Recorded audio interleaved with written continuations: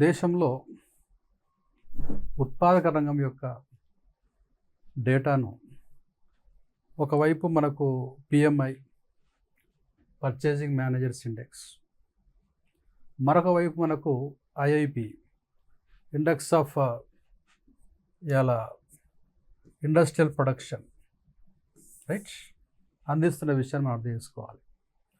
ఈ పిఎంఐ అనేది మామూలుగా యూకేకి సంబంధించినది.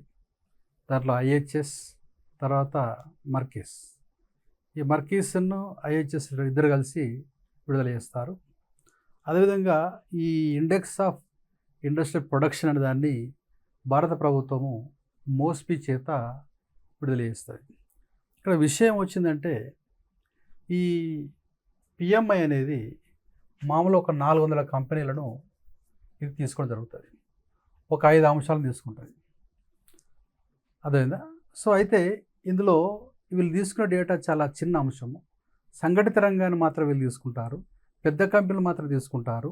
అదేవిధంగా ఇది డిఫ్యూజన్ ఇండెక్స్ పైన ఆధారపడ్డది. 0 నుంచి 100కు మధ్యలో తీసుకుంటారు. ఫర్ ఎగ్జాంపుల్ 50 ఉందనుకోండి న్యూట్రల్, 50 కంటే పైన వస్తే నెంబర్ ఎస్ విస్తరణ, 50 కంటే లోపు ఉంటే కాంట్రాక్షన్ సంకోచం అనే నెంబర్స్ ఇస్తూ ఉంటుంది. ఇట్లా జస్ట్ ఇది డైరెక్షనల్ క్లూ అంటారు.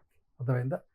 కాబట్టి ఇక్కడ ఈ పిఎంఐ అనేది ఎస్ దానికి అంత పెద్దగా విలువ లేదు అనేది ఒక విమర్శ ఉంది. అదే ఐఐపి కూడా ఉత్పాదక రంగం గురించి చెప్తుంది.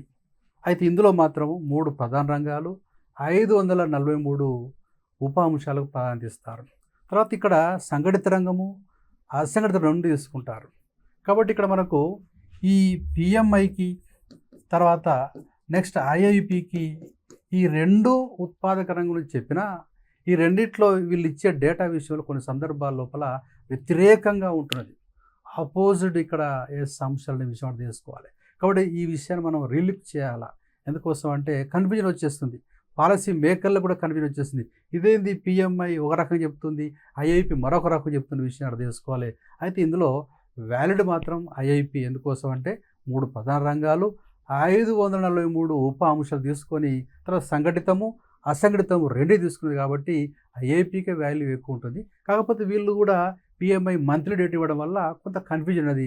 ఆ కన్ఫ్యూజన్ కోసం రీలుక్ చేయాలనే విషయం మనం అర్థం చేసుకోవాలి. Right, okay.